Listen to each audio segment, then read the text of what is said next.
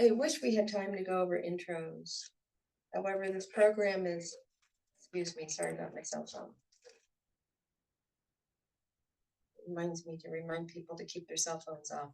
I might need to keep mine on, but the volume down for timing meditations. Okay. So this is what I'm going to propose, is that next week we introduce ourselves. And if people want to, and if you can come, 10:06, and then we'll have 10 minutes to do that, because this is a pilot program that it's kind of strict with the timing. They want us to do it for an hour of the presentation and the meditation. So I feel like, take your time. And I want to be relaxed when we're doing intros. How's that sound? So we'll be kind of anonymous tonight. Next week, go into who we are. Because it's important, I think, to do that. So this program comes from the foundation of the development of compassion and wisdom that's working in combination with FPMT and coming in through Land of Medicine Buddha and a number of other Dharma centers. I don't know if it's just in this country or in other countries as well, because this is an international educational program. The program and the foundation are secular, meaning you don't have to wear these things, you don't wear robes. You don't have to call yourself a Buddhist. If you're interested in compassion and wisdom, that's what they're about. Okay? So this program, I don't know, Isabel, if you got the list to put on the internet for the 16 topics. Okay. I'll talk very briefly about where this came from. In the 7th century in Tibet, there was a leader who started to bring in this ethical code, which this is based on. And he did that because there was a lot of warring going on in Tibet, and he was trying to transition the country into more of a peaceful country. So there's 16 different topics. I think what I'll do is I'll just pass the list around, and Isabel, if you can pull it up for people on Zoom, and then I'll continue talking. This keeps happening.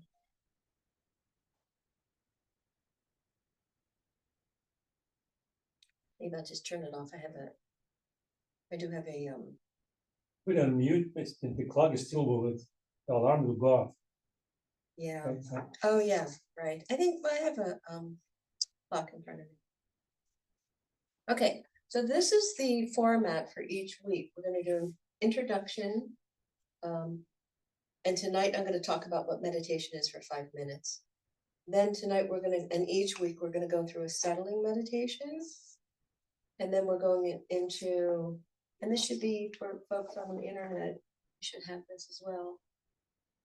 I'm going to introduce the topic tonight, which is humility, and then you'll get to share. So the total thing for that part will be 15 minutes. So I'll talk for about 5 or 6 or 7 minutes. The rest of the time, you get to share. We'll have the Zoom room people. You can have her do breakout groups or not? There's only one available. Well, we could make 2. Oh, you can have one. We could have one. You can have one and they go in the breakout group together. Just so they can. Because if they start talking, we won't. Yeah. How's that sound, everyone? I can't see you, but we'll put you in one breakout group. And then we'll come back and we'll do a guided meditation on the topic. So tonight we're going to do it on humility. And then we'll have feedback. And then we'll have closing and what's called dedication. I'm good? That's a format. This is a 16-week course, but right now we're just doing 8 weeks. I don't know if I'm going to be doing the next 8 weeks after when. How long does this go for? December? This is 8 weeks, so we're done before Thanksgiving. Oh, that's right. Okay, so I put some notes up there if you're a visual person, you might want to follow. It should be on the internet as well. Let's talk about what the mind is and what meditation is from this program's view. The mind is seen as like a generator, right? Kind of like, have you have a generator for your home and it generates electricity? Well, the mind as well is like a generator. And And it has a relationship with the body as well. So the body and the mind are in relationship, and the mind is seen as the generator. You know how you walk into a room and you say, that's a very positive person. He's got a nice vibe to him, nice energy, we say, right? Or you're around someone else and you go, oh, it's so negative. That's the mind. That's coming from the mind, isn't it? Right? So meditation in relation to this generator is the mind, because the mind this does come from a Buddhist influence, there's no doubt about it, but it is in a secular box where you don't have to be a Buddhist even to practice it. So the mind creates everything. It creates our outcomes. It creates our happiness, and it creates our misery, is the philosophy here. Hello. Next week, we're going to go over introductions, so you didn't miss the intros as far as who we are. We're going to meet a little bit earlier next week, 10 of, if you have time, now that you found us. So the mind is the generator, and meditation is the investigative tool. So the investigative tool checks out the generator to see how it's doing. What is it generating? Is it generating the causes for positive outcomes? Is your mind generating the causes for negative outcomes? Right? So there's this relationship, isn't there, between the mind and the outcomes? Because the mind, we know this when we work with kids, right? Anybody here work with kids? Anybody on Zoom room work with kids? So you see this with kids, you're like, what were you thinking when you did so and so? So we all know that we can trace back our happiness or our problems pretty much back to the mind. The thought is the first thing, and then you have the action of the body or the speech, right? So the philosophy here is that we can, through using this instrument, this tool of meditation, we can create more causes for our own happiness. We can create more causes for our own contentment. And again, you don't have to be a Buddhist. You can be anybody to practice these 16. Are they still going around the 16 topics, right? Did you want me to screen share now? Yeah, you can put the 16 topics on.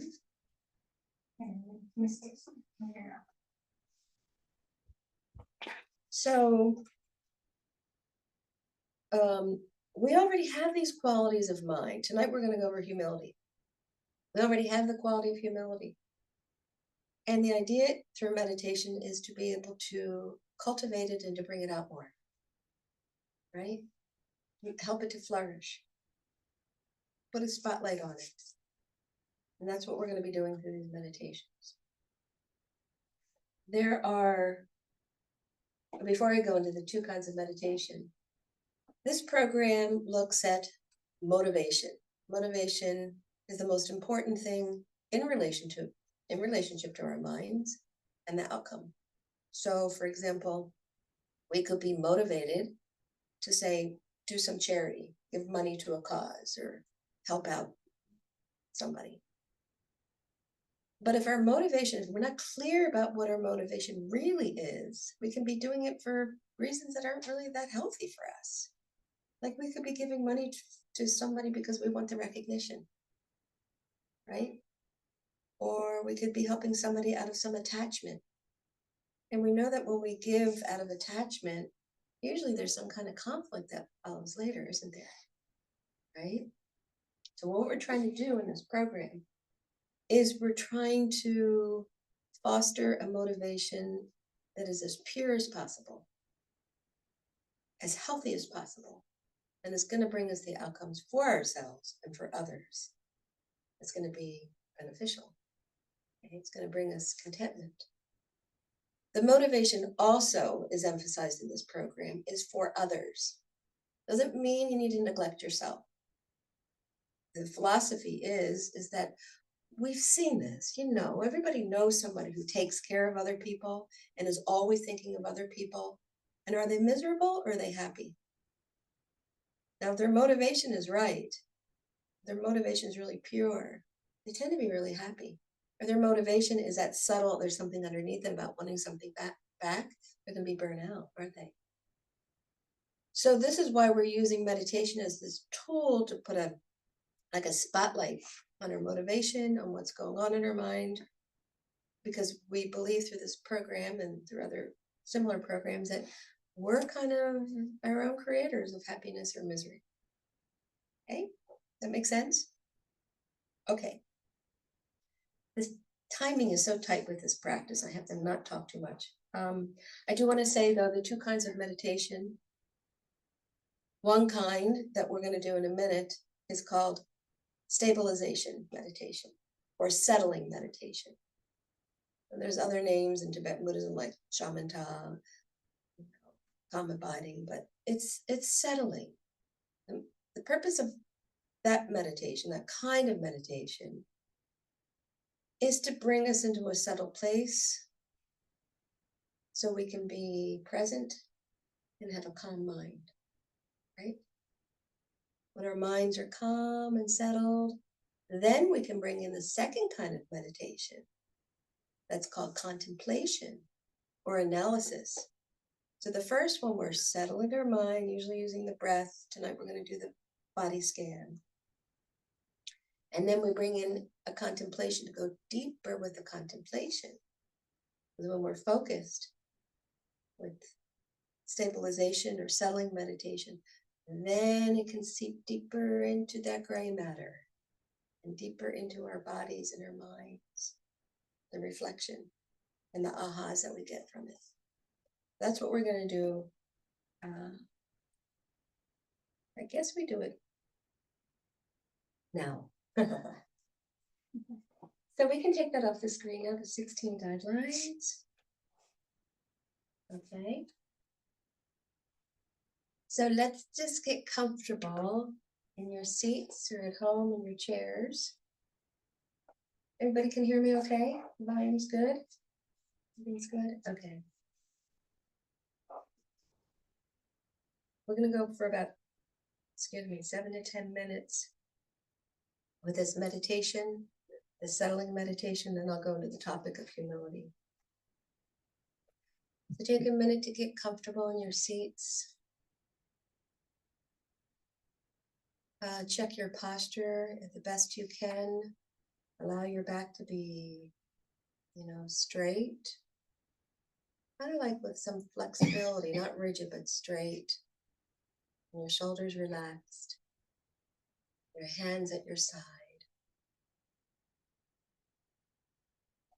Let your shoulders just come down, and your hands can be either down or up on your lap. And you can close your eyes or keep your eyes slightly open, whatever works best for you. And then just take one slow, deep, relaxing breath where you breathe in deeply into your belly, let your belly fill up. And then completely breathe out any tension from the day.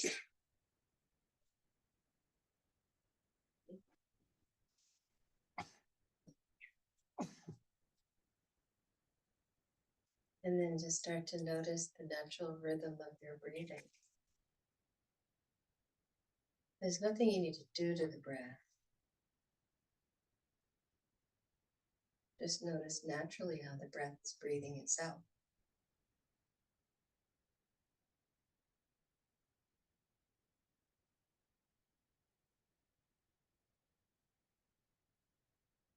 And so if you could direct your attention to the top of your head, just imagine that there's a little circle on the top of your head.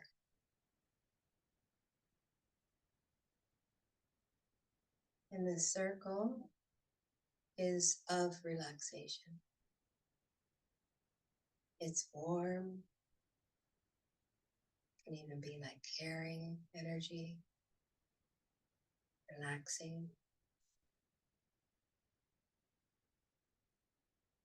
And let's see if we can let that circle of relaxation on the top of our head start to expand outward.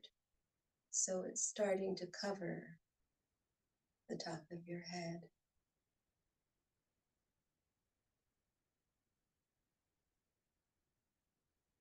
Just allow it to relax you as it starts to seep down onto your forehead.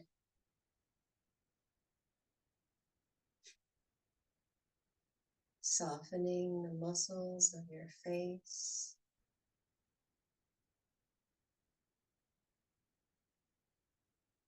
Relaxing the muscles around your eyes as this warm circle starts to expand deeper to your face, your cheeks. Become warm and relaxed. Any muscles that are tightening around your mouth, jaws. Bring attention as this relaxation deepens.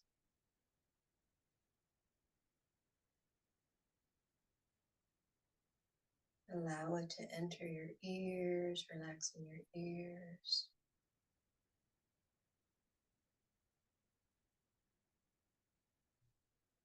Down to your throat and your neck. Just allow it to do its own thing. Just bring awareness and maybe the breath. Just to release any tension. Allow it to move on its own into your body. Then it starts to go to your left arm, maybe your left shoulder first. As it slowly seeps down your left arm, the upper part of your arm, the muscles relax. As if they're sliding up the bones, they're so relaxed. And then the bottom part of your arm, the left side, maybe a warm, tingling feeling in your hands. Let it spread to your hands and your fingertips. Take a moment to notice the difference, if there is any, between your left arm and your right.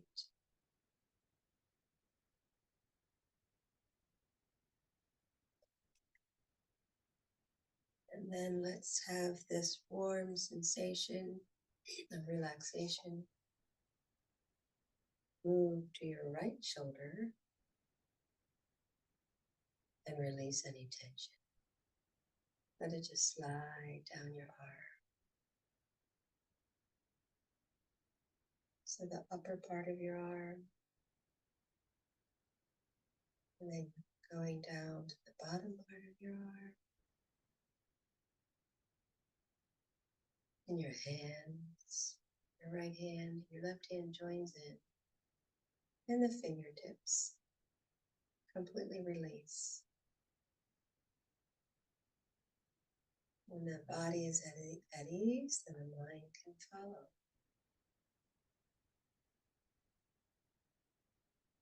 And then let's go back to the back of the neck. And this warm circle of energy, warm, caring, kind energy is moving down your back, upper back, middle back. Just let the sensation take over and rest in it.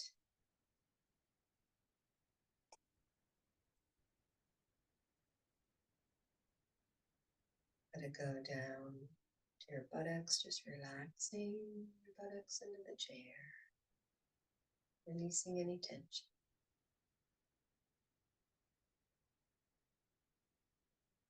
And then come to the front of the throat, down into the chest. This warm, caring, loving sensation.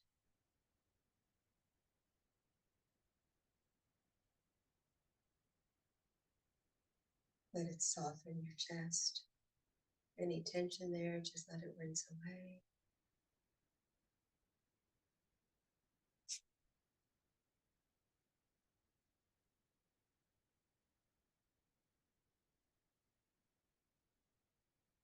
And then rest in the sensation in the belly of this warm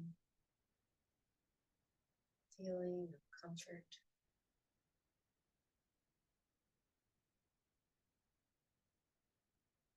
As the belly rises and falls all on its own.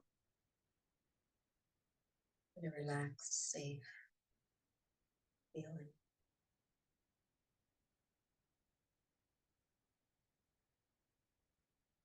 And then move your left thigh as it moves down your left thigh. Your hips relax as well on the left side. Bottom part of your left leg, calves release. Any tension down to your left foot and toes. Just relax and enjoy it.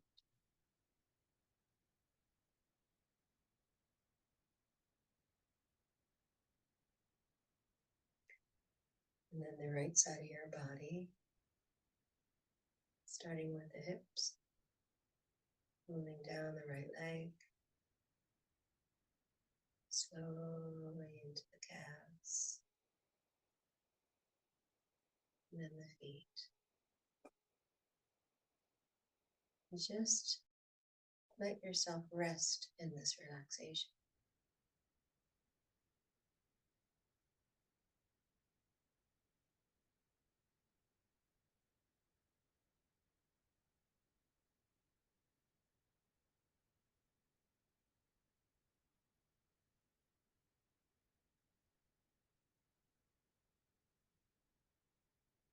Let it just go deeply into your muscles. If there's anywhere in your body where there might be a little bit of tension, just allow the warm sensation to slip into it. Release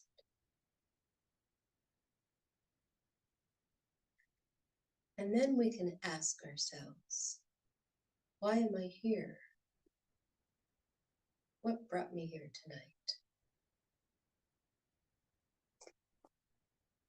What is my motivation?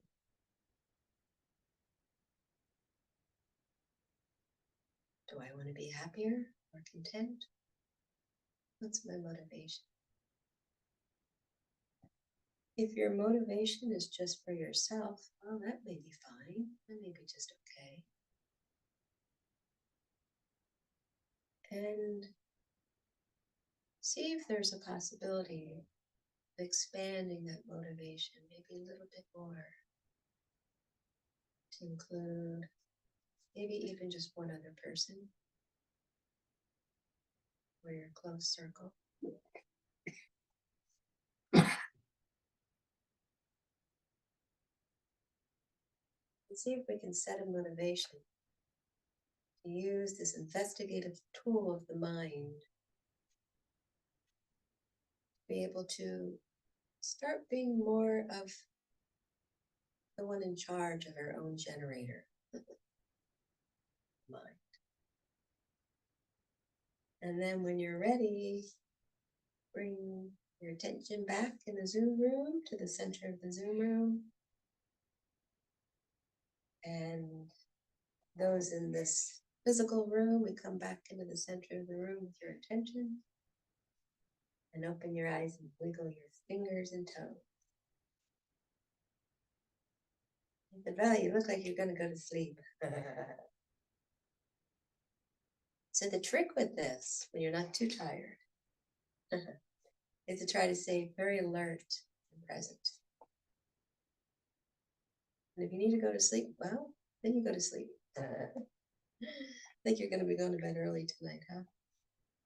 Okay, So let's talk about humility. That's the next thing, the intro to the topic. Can you see those points up there? Can you read them? Or is it? It's kind of light, isn't it?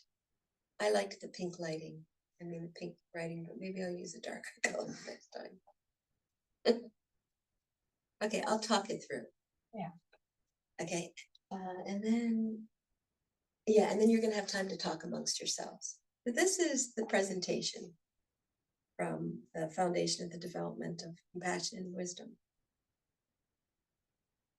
Humility is like all of these qualities. We have it within us and we can foster it and help it to grow more. So what is humility? It has to do with seeing the awesomeness and the wonder of the world. It has a lot to do with that. And what comes to mind for me when I think about humility is I think about this experience the number of the astronauts have when they're out in space, right? Anybody hear about this? They have different kinds of spiritual experiences. And one of them is, I've heard that they look back and they see this globe of the earth turning, and they start identifying all the different countries and, all the places in the earth, and they get this sense of, oh my goodness, I am so tiny. Not insignificant, but I'm so tiny in comparison of this whole awesome, wonderful universe. Humility has something to do with that. Humility has to do with like opening up our minds to learning from the universe and from others, right? It's the ability to be able to say, I can learn from you. I can take in what you criticism or input or whatever. No, I'm not an island to myself. So humility involves this ability to get our limitations, kind of like the astronauts, like, whoa, I'm only one speck, right? I'm not like big, the ego makes you feel like you're the most important thing in the world. That little bugger, right? It's such a bugger. It is such a problem. Kind of the opposite of that. It says, whoa, kind of like a letting go too. I don't have to be in such charge. So humility involves us being able to see our own limitations within our strengths, but to see our own limitations.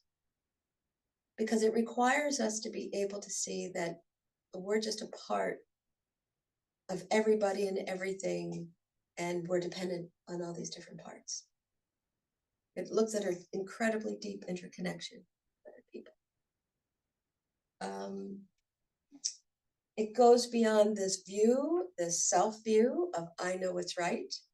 When we're not in humility, we're in arrogance, and I know what's right, and that closes in on us, doesn't it? Whereas if we can look at multiple views of one thing, it just really opens up our minds. Humility also shifts the focus away from me. And have you ever had this experience in a relationship, in a conversation, where the ego starts to come in and you get into that kind of myopic view, my view, and you're just thinking about the point that you want to make, how you want to be right. So it shifts that away from having to be right. It's such a burden, isn't it? Having to be perfect, having to be right. So humility involves all of that. And it gets us away from pride. It's the opposite of pride. I put up here in the notes 2 different kinds of prides. One kind of pride is this puffed up pride, right? We can have pride in many ways in life. We can have pride over our knowledge, think that you know it all, over a certain subject or maybe many subjects. We can have pride over our possessions, right? Over our title, our status, maybe our circle of friends, maybe a body image. All these things that are culturally important, right? We can have lots of pride over that. And do people like to be around that? Not so much, right? So that's the puffed up ego pride. And then there's another kind of, I call it pride.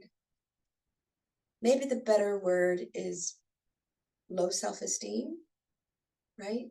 You feel like I don't matter at all whatsoever. I'm not important. My opinion doesn't matter. Now, how does that relate to humility? Well, we want to have the middle way with humility, not having a puffed up pride so we can learn from others. And also, humility, people have a misconception about humility.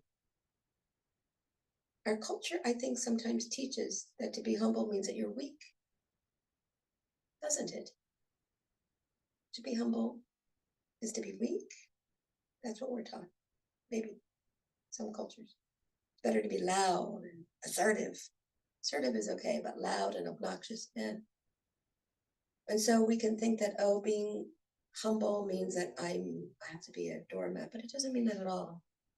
We can be pleased with our successes. We can be pleased with other people's successes. And humility really gives us a strength. I know you've all experienced this.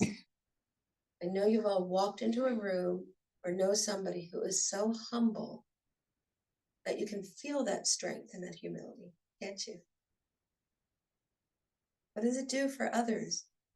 It gives them safety, it puts them at ease, makes them trust that person with humility.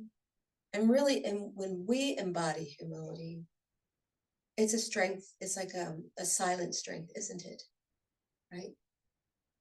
Again, it doesn't mean that we're not pleased with our successes, but it means that we have this ability to learn from others, to soften to others.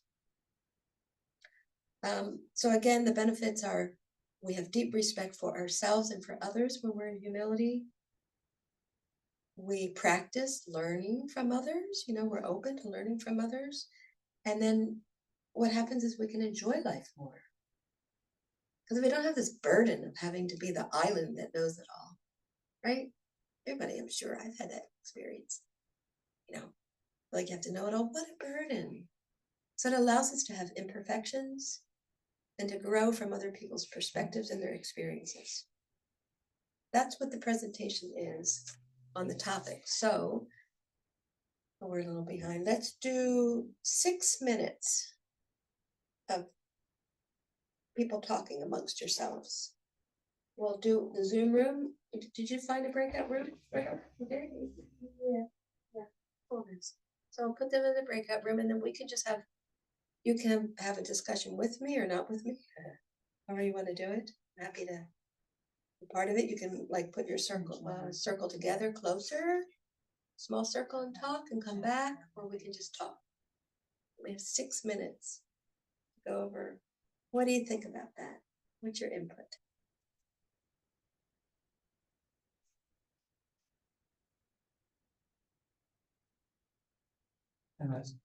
So how do you taken a strike lot of it? notes. Right. Yeah, how do you You've taken a lot of notes. how do you strike a Oh. balance between It's low automatic. self-esteem because you're When I so was in college,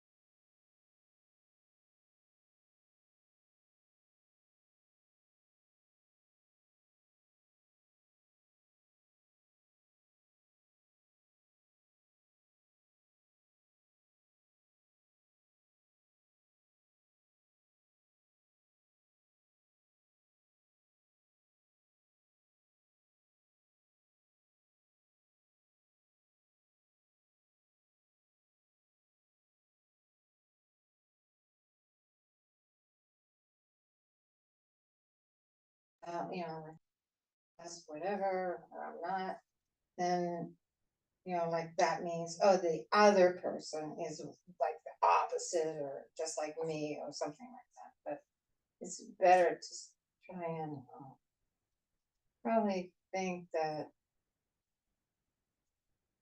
or yeah, how do you get to that point of where you're being authentically you rather than this image of you? That was the question you were asking too. How do you get to the middle ground? So then the qualities of humility are, we have an openness to learn from others. We stay away from the puffed up pride and the low self-esteem pride. And we encompass this as a strength. We bring it in as a strength. To be able to learn from others, receive from others, not be so important in that exaggerated way. And it doesn't mean demeaning ourselves. It doesn't mean self-deprecation. It means walking into a room. Have you, any of you experienced this? You walk into a room and there's somebody who's so humble. They're not being too loud. They're not being too aggressive. They're kind of in tune with everybody, aren't they? They're in tune with everybody. There's a care and concern for everyone. It's humility. Self-included. Oh, the Zoom room. Anybody from the Zoom room want to add? Yeah, can unmute.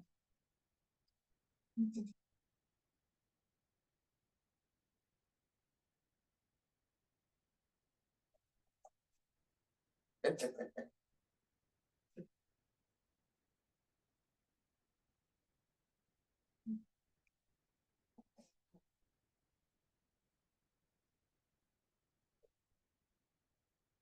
don't think anyone is.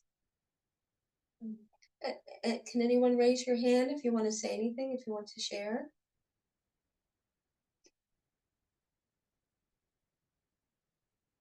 They see you through the camera. Oh, you see me this way. Hi. Okay. I see you this way. Does anyone want to share? Any Sure, thought I'm about- happy. I'm happy to. I really enjoyed the breakout experience. It was really great to hear other people talk about what humility means to them. And as an educator, I was expressing I appreciate the ability to say, I don't have the answer. Let me find out, and cognizant it doesn't come from AI.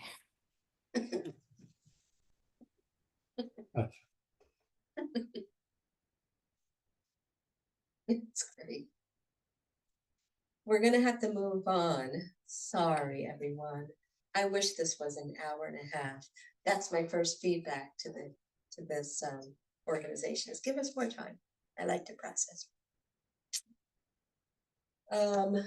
So we need to do now a guided meditation, and then we'll get feedback after that guided meditation. Yeah.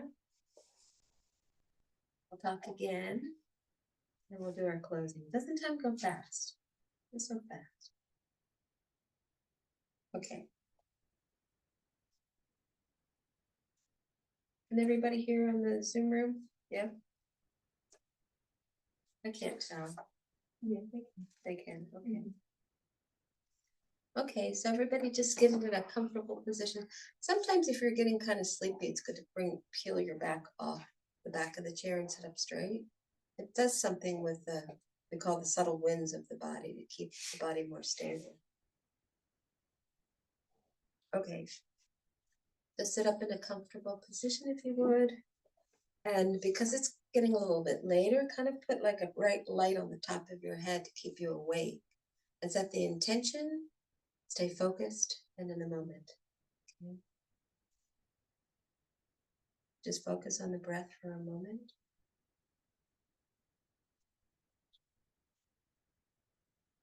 And let's think about how modern world really does tend to forget about humility. This focus on importance, on possessions, of status, these external things. So let's think about humility. Defined as the willingness and the ability to learn from others. It comes from a Latin word that means ground or grounded. It means that we give ourselves permission to be more content in being human. Right? So can you imagine in this meditation, giving yourself permission to accept both your strengths and weaknesses without any kind of judgment? Allowing yourself to just be human.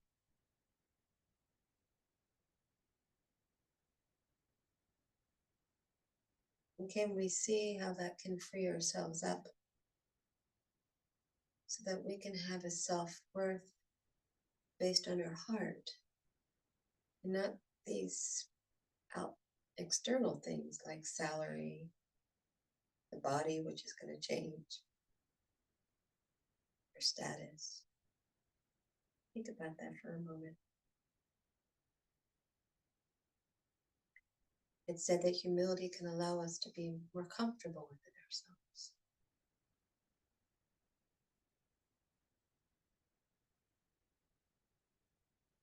Can we give ourselves permission to move away from that self-suffocating pride and to be humble so we can be less defensive, more present for others and ourselves?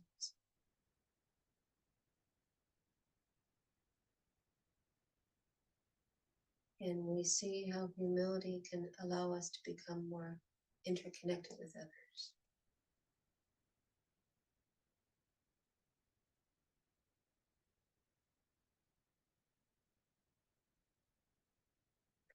So let's do a little bit of exploring humility for ourselves in our lives. See if you can bring to mind someone whom you know. It could be in your close circle, it could be a coworker, or maybe even a role model that you don't see, but you know about them, who is humble. And think about what makes that person humble.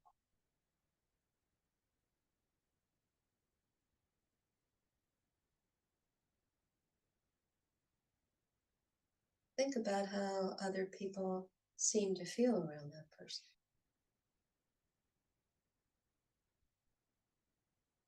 How do they make that person feel? How do they affect other people?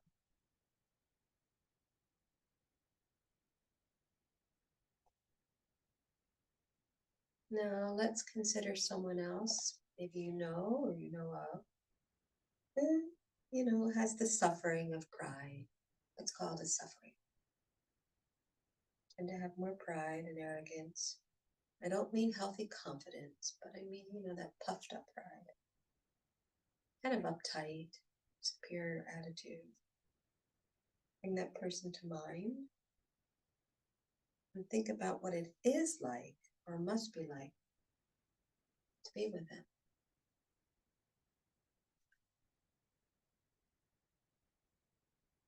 Without judging them. Just seeing maybe the pain that they may go through and others go through.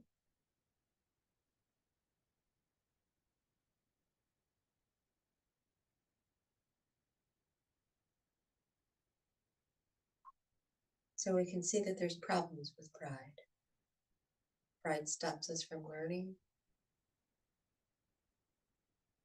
It interferes with our growth, doesn't it? We become defensive and we think, oh, I don't need it. I don't need you. I know what I'm doing. Right? Think about that.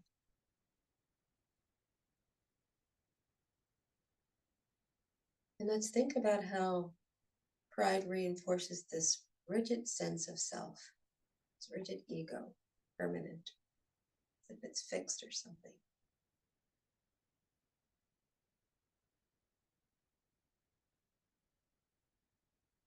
Pride keeps us from seeing how we change. When we were little or younger, we had different preferences, interests, likes.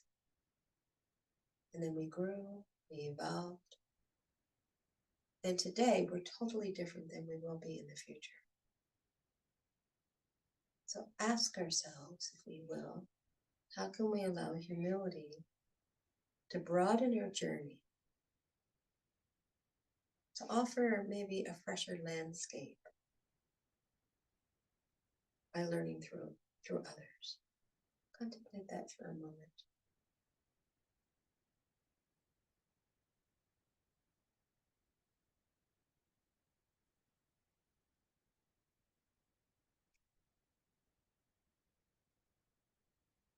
Think about the possibility of humility giving you a sense of freedom to explore deeper who you are in relation to others, and who you are in relation to yourself,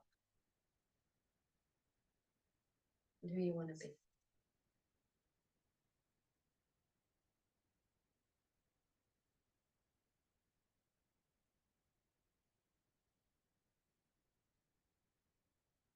Think about humility helping us become the best that we can without having to be perfect.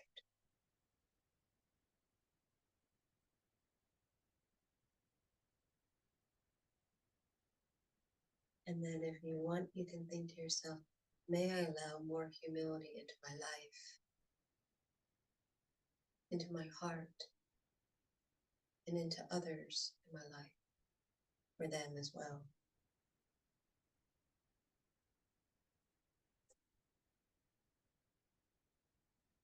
Then when you are ready, and if you had any moment of any insight, think about that before you come out of the meditation.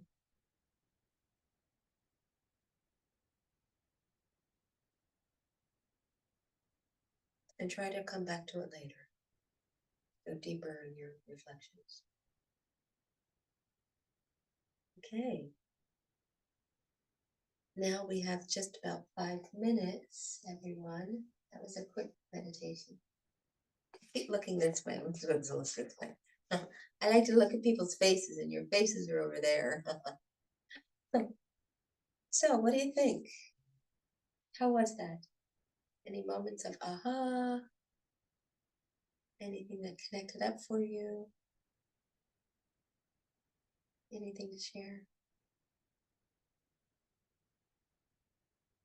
People are thinking.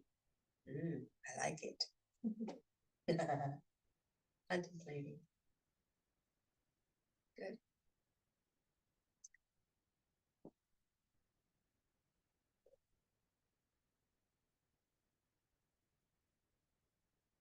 It's a different kind of meditation than I'm used to. I like it, the contemplative meditation. It's like feel both relaxed and activated. And people here in the Zoom room, are they here? Yeah. Fair too. Someone from the Zoom room wants to share.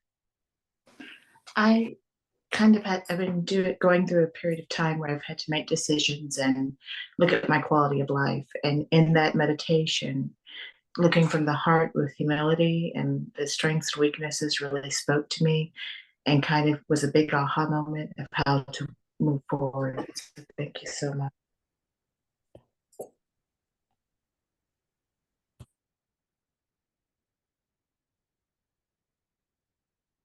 I mean, what's so important about being important? What's so great about knowing it all? Deborah, you wanna say something? Well, I'm just struck that I think I would like to know myself, and the way to do that is to be humble, because somebody who's criticizing you knows you in a way you don't know yourself. And if you can be humble and not defensive, then you can be open and hear that. And then you can find how it's true.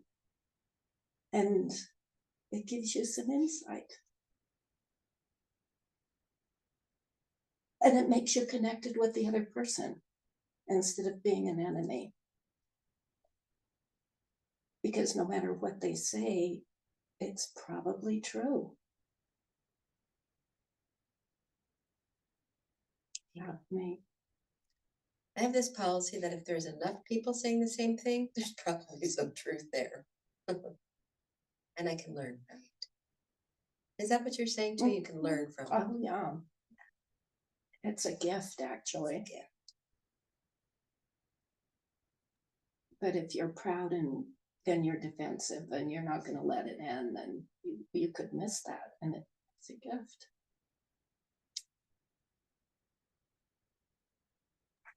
Who else? We have a few minutes. One thing I started to notice is I understand that pride is related to ego, but one thing I've been saying to my loved ones that I'm proud of them, is that also ego?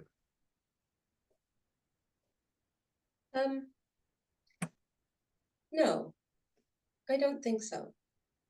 If we look at children especially, I work as a little school psychologist. Children, especially neurologically, because they're developing, they need to have that mirror from their parents in words and in action. I'm okay, I'm safe, I'm a good person, my dad's proud of me. So there's nothing wrong with being pleased, is there? There's nothing wrong with acknowledging our strengths, right? Right. You know this, I think that you know this qualitatively, the difference. The body gets uptight, doesn't it, when we're in pride? Can you feel the difference between just being pleased with, oh, I did a pretty good job. I like that. There's nothing wrong with that. There's nothing wrong with seeing your qualities and rejoicing in them. My goodness, that's a good thing. But when we do the fakey thing, right? I call it the fakey thing, the mask. You know, you don't feel good about yourself. You're trying to pretend, or, you know, it's because we get caught up in those external things, defining ourselves instead of something internal. Does that make sense? It does. Thank you. I mean, I don't have the answers. You have the answers. You guys have the answers. We learn from each other. A couple more comments and then we do our dedication. I think there might be something else somebody wants to say. Can you say something more about the link that you saw between pride, humility, and self-deprecation? Link? I'm not understanding. The link. Oh, the link. But the relationship between Connection. pride and self and humility. Well, the two kinds of pride. The puffed up pride or the Lower than low. low low, esteem low. pride. Just interesting way to put it. And then as opposed to humility. I think that's what you're saying. Right? Yeah, the thing is that they're the opposite. Humility is right in the middle. Humility is just like, I can learn from you, you're human, I'm human, I can accept my mistakes, I can accept your mistakes. We're all kind of equal on one level. Right? I think about the astronauts. That's what came to mind to me when I was preparing this. The astronauts. They're not into what they look like, their status, their body image, out there with those big suits on. So pride is the opposite of humility. And again, I see it as two sides of the same coin because it's a self-focus. It's too much focus on the self. And we've to pulled ourselves away from the whole. We've pulled ourselves away from others when we're these islands of ourselves. When you become an island of yourself, this exaggerated sense of self, it doesn't have anything to do with reality. You either got to puff yourself up, that kind of a mask, or feel like you're the lowest of all. Does that make sense? Yeah. Humility is just like, hey, we're in this together. I can learn from you. It's the opposite of pride. Okay, we need to stop now. The time, I'm supposed to be very tight with time because this is a what is this? This is something that a pilot program. And we'll want your feedback at the end. I don't know which end. The end of what, Tony? Okay, so let's take a minute to dedicate. See, dedication is this thing where it kind of encapsulates all the positive potential that we created together. And it puts it, I'm into this astronaut thing tonight. Puts it into this time capsule. And then it goes out into the universe and also in our own brain, in our own, minds. We're creating the potential for it to do it over and over again. It's like in neuroscience, the more that you keep creating the same pathways, the positive pathways, the humility pathway, the more likely you're going to practice it again. So let's dedicate that ourselves, bring this into our lives as best we can. The awareness, the skill, the knowledge of humility, see its benefit, to bring happiness, and joy, and contentment to others, including ourselves. And may we practice it from this week to next week, because next week we're off to patience. We're doing patience next week. Something I need a lot more of. Thank you, everyone. Thank you for coming tonight. Thank you. See you next week. Ciao.